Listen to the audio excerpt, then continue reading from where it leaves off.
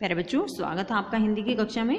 बेटे आज हम चैप्टर नंबर 2 लहासा की और इसके परीक्षा उपयोगी क्वेश्चन आंसर करेंगे। प्रीवियस 2 वीडियो में हमने पाठ्य पुस्तक के क्वेश्चन किए थे बेटे। आज हम करते हैं इंटरनल क्वेश्चन।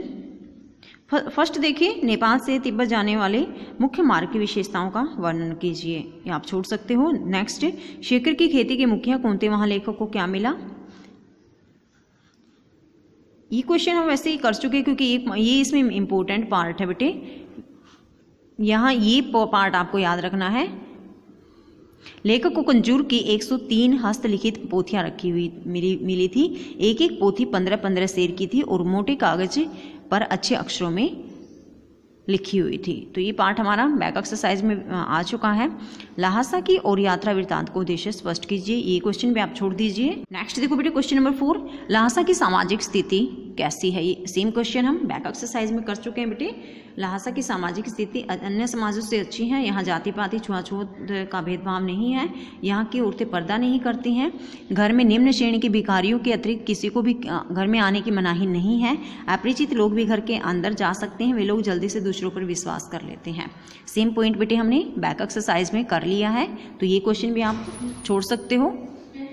नेक्स्ट बेटे, क्वेश्चन नंबर 5, लहासा की चाय की क्या विशेषता है। छोड़ दीजिए, चाय से रिलेटेड कोई क्वेश्चन इंपॉर्टेंट नहीं है हमारा। नेक्स्ट देखो बेटे, क्वेश्चन नंबर 6, डांडा थोंगला क्या है। यह डाकुओं के लिए सबसे अच्छी जगह क्यों है। यहाँ से करते हैं बेटे क्वेश्चन को। इट मीन्स आंतरिक में हमारे फर्स्ट क्वेश्चन रहेगा लर्निंग में। फर्स्ट मतलब क्वेश्चन समझिए बेटे, डांडा थोंगला क्या है। ये एक जगह का नाम है, तो ये है क्या।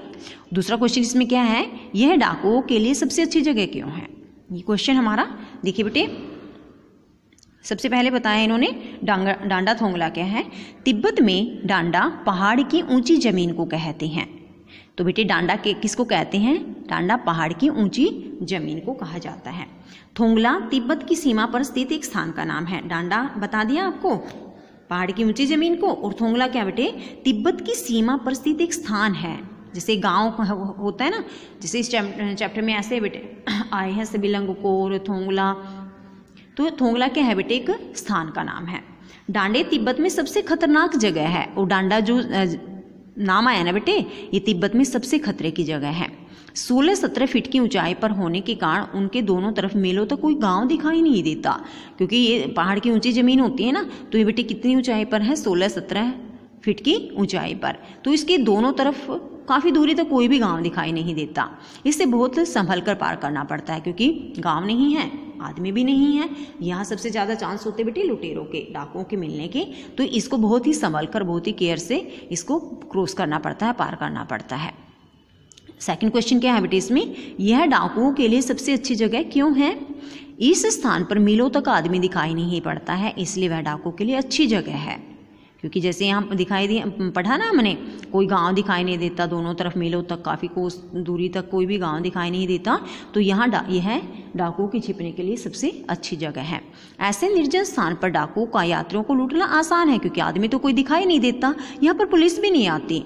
देखो यहाँ कोई आदमी नहीं रहता ना, सबको पता है यहाँ डाकू मिलते हैं, लुटेरे मिलते हैं, तो यहाँ पुलिस भी कभी नहीं आती। यहाँ डाकू पहले आदमी को मारता है, फिर देखता है कि उसके पास कुछ है या नहीं। तो डाकू भी बेटे पहले तो आदमी को मारेंगे और फिर देखेंगे कि उसके पास कुछ है या नहीं। इसलिए यह स्थान डाकुओं के लिए बहुत सही है। वहाँ किसी के आने का डर नहीं है, कोई नहीं आता वहाँ, क्योंकि दूर तक कोई गांव नहीं है, कोई घर नहीं है, कोई आदमी दिखाई नहीं देता, इसलिए वहाँ कोई भी नहीं आता, किसी के आने का डर भी वहाँ नहीं होता। नेक्स्ट देखो बेटे, क्वेश्चन नंबर 7, यानी कि इट मीन्स हमारे क्वेश्चन नंबर 2 रहेगा लर्निंग में। तिब्बत की पुलिस के संबंध में लेखक के क्या विचार थे। क्योंकि अभी भी हमने पढ़ा ना, वहाँ पुलिस भी नहीं आती थी, यानी कि वहाँ की जो शासन व्यवस्था थी काफ़ी ढीली थी। तो यही क्वेश्चन यहाँ पूछा गया बेटे कि तिब्बत की पुलिस के संबंध में लेखक के क्या विचार थे। आंसर देखिए, तिब्बत की पुलिस निर्जन स्थानों, निर्जन पहाड़ों में जाने को तैयार नहीं है। जबकि हमारे यहाँ जो पुलिस है बेटे, किसी भी स्थान पर भेज दीजिए वो चले जाते हैं। लेकिन वहाँ क्या था तिब्बत में बेटे, जो निर्जन पहाड़ होते थे ना, वहाँ पुलिस नहीं जाती थी। उनकी खुफिया पुलिस इन जगहों के लिए पैसा खर्च करने के लिए तैयार नहीं है। खुफिया पुलिस भी जो ऐसी जगह है ना, जो निर्जन पहाड़ है, जहाँ डाकू वगैरह छिप कर बैठते हैं, तो खुफिया पुलिस के लिए भी ऐसे स्थानों पर पैसा खर्च करने के लिए तैयार नहीं होती। यहाँ पर हथियार रखने संबंधी कोई कानून नहीं है, इसलिए सभी के पास बंदूक और पिस्तौल आसानी से मिल जाती है। हथियार का कानून वहाँ नहीं है, इसलिए बंदूक पिस्तौल हर कोई अपने पास रखता है। पुलिस किसी भी अपराधी को पकड़ना भी चाहे तो उसे गवाही के लिए कोई आदमी नहीं मिलता है। क्यों नहीं मिलता बेटे? क्योंकि अगर कोई किसी के विरुद्ध गवाही देता है तो उसे अपनी भी जान का खतरा रहता है, इसलिए कोई किसी के विरुद्ध गवाही नहीं देता।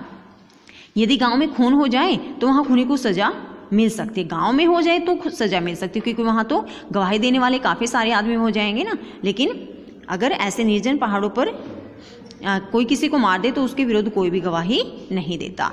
तो बेटे पुलिस के संबंध में मतलब वहाँ हथियार का कानून नहीं था, सरकार पैसा खर्च नहीं करती थी उन पर। नेक्स्ट देखिए बेटे क्वेश्चन नंबर 8 है, डांडे के ऊपर पहुंचने पर वहाँ का दृश्य कैसा था? डांडे के सर्वोच्च स्थान पर क्या था? छोड़ दीजिए बेटे, क्वेश्चन नंबर 8 भी आपको नहीं करना है। क्वेश्चन नंबर 9 देखो बेटे, उतराई और चढ़ाई में क्या अंतर था? लेखक का घोड़ा कैसा था? यानी किसी भी स्थान पर से उतरा जाना या फिर चढ़ना, इसमें क्या अंतर था? और ये क्वेश्चन बेटे पहाड़ से रिलेटेड, पहाड़ों पर चढ़ना पहाड़ों पर उतरना कैसा था और लेखक का घोड़ा कैसा था? आंसर देखिए बेटे, डांडा की चढ़ाई और उतराई में बहुत अंतर था।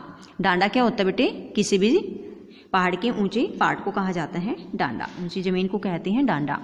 डांडा की चढ़ाई बहुत कठिन थी और उसकी उतराई बहुत आसान थी। ये तो होता है बेटे, पहाड़ पर अगर चढ़ते हैं तो कठिन लगता है, उतरते हैं तो बहुत आसानी से उतर सकते हैं। अब लेखक को डांडे से नीचे उतरना था, परंतु उसका घोड़ा बहुत धीरे धीरे चल रहा था। वैसे तो पहाड़ से नीचे उतरना था, उसको घोड़े पर सवार था वो, लेकिन जो घोड़ा था ना बहुत धीरे चल रहा था।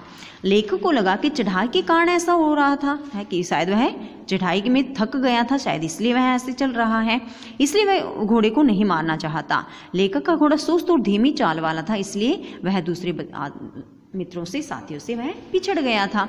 तो उतराई बेटे आसान होती है, चढ़ाई कठिन होती है, और लेखक का घोड़ा बहुत सुस्त था, बहुत धीरे धीरे चल रहा था, इसलिए वह अपने साथियों से बिछड़ गया था।